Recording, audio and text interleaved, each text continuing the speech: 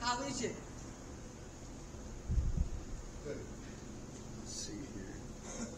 Oh, jeez. That's how I feel. I'm too freaking stiff. My whole body feels. Is that too loud, or can you? Yeah, that's fine. Okay. That's fine. Perfect. So, good morning, everyone. Here, let me take this off. Morning. Afternoon, Brian.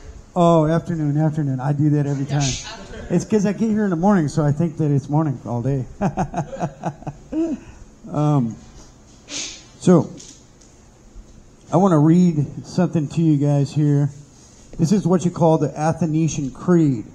So, Athanasius was a guy who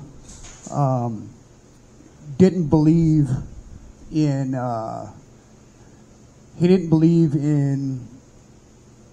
the doctrine of the Trinity.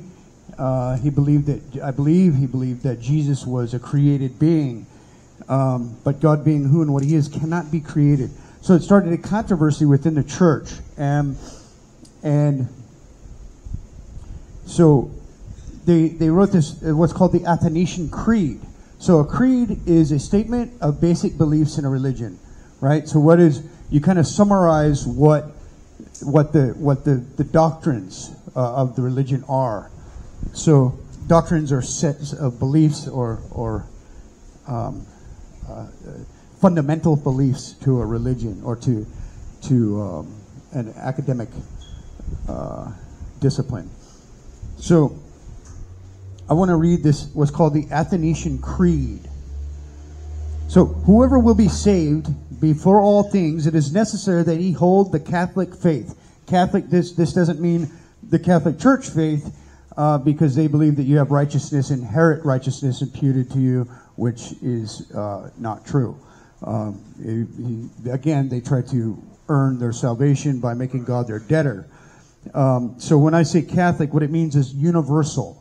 Right? This means universal. So, whoever will be saved before all things, it is necessary that he hold the Catholic faith, the universal faith, which faith except everyone do keep whole and undefiled. Without doubt he shall perish everlastingly.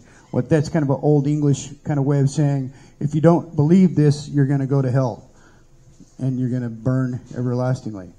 So, and the universal faith is this, that we worship one God in Trinity, and Trinity in unity, neither confounding the persons nor dividing the substance. Confounding meaning like confusing the substance, confusing them, nor dividing the substance.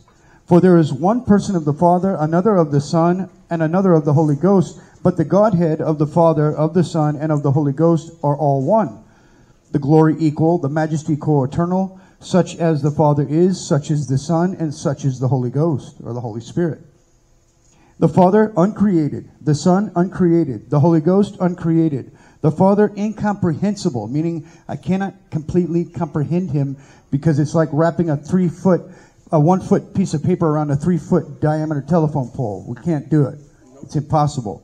So the Father is incomprehensible, the Son incomprehensible, the Holy Ghost incomprehensible, the Father eternal, the Son eternal, and the Holy Ghost eternal. And yet they are not three eternals, but one eternal. And also there are not three incomprehensibles, nor three uncreated, but one uncreated and one incomprehensible. So likewise the Father is almighty, the Son almighty, the Holy Ghost almighty, and yet they are not three almighties, but one almighty. So the Father is God, the Son is God, and the Holy Ghost is God, and yet they are not three gods, but one God. So likewise the Father is Lord, the Son is Lord, the Holy Ghost is Lord, and yet not three Lords, but one Lord.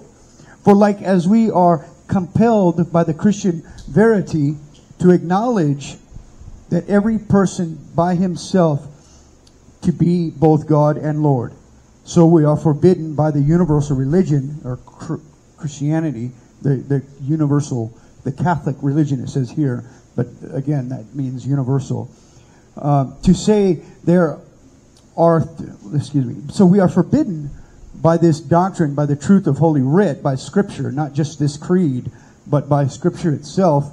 We are forbidden to say that there are three gods or three lords. The Father is made of none, neither created nor begotten. begotten means like when parents have a child, the child is born and it's like their parents, right? So begotten is kind of like, it doesn't mean created. It just means like revealed. So the Father is made of none, neither created nor begotten. The Son is of the Father alone, not made nor created, but begotten or revealed. The Holy Ghost is of the Father and of the Son, neither made nor created nor begotten, but proceeding. So proceeding meaning like coming forth, coming from. So there is one Father, not three fathers. One Son, not three sons. One Holy Ghost, not three Holy Ghosts. And in this Trinity, none is afore. In other words, none is before the other. They are all three eternal, meaning they are outside of time and space. They suffer no change from time and space. Time and space are their servants. And being all three perfect, their wills are all the same because they're all perfect wills. Being all three perfect, their desires are all the same, and because they're all perfect. So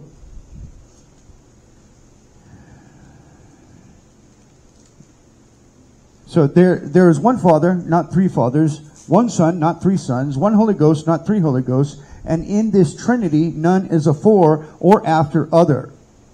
None is greater or less than the other. But the whole three persons are co-eternal together and co-equal. So that in all things, as is aforesaid, the unity in Trinity and the Trinity in unity is to be worshipped. He therefore that will be saved must think thus of the Trinity. Because it's woven into Scripture. Scripture says that Jesus received worship. The Jews would never worship anybody but God. The angels, when they appeared, the angels said, "Don't worship me. I'm a servant like you." Because the people would fall down like they were dead in the presence of the angels and worship them because they confused them with God. Because their proximity to God, they have this holiness emitting from themselves, and yet they say, "No, I'm a servant. Don't worship me. Worship God. There's only one God. There can only be one God. There can't be more than one because God, being who and what He is, must be absolutely free. Were there more than one God, then sooner or later their wills would collide, so there can't be more than one God. There can only be one." So, excuse me.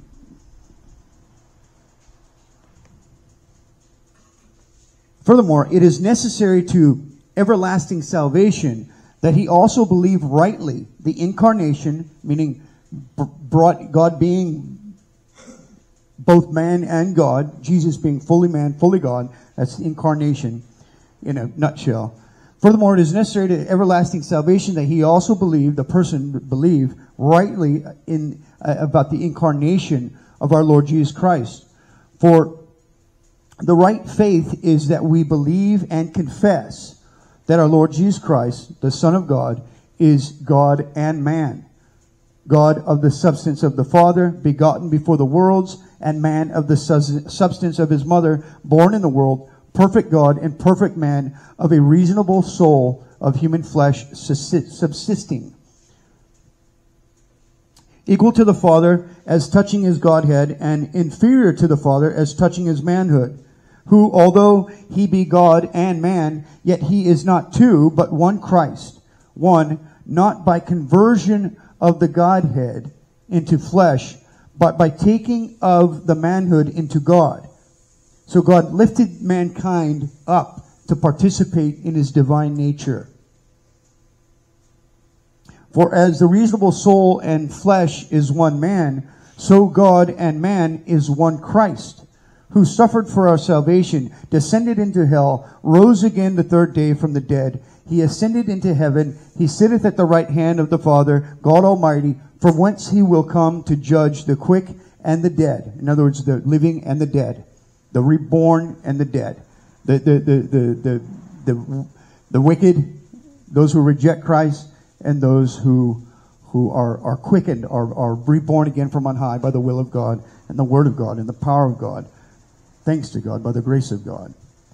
He ascends into heaven and sitteth at the right hand of the Father God Almighty, from whence he will come to judge the quick and the dead, at whose coming all men will rise again with their bodies, and shall give account for their own works. And they that have done good shall go into everlasting life, and they that have done evil into everlasting fire. This is the Catholic or universal faith, which except a man believeth faithfully, he cannot be saved. In other words, if I don't understand these doctrines, if I don't believe these truths, then I'm damned. I damn myself. And I wanted to read that to you guys because I don't have it memorized yet.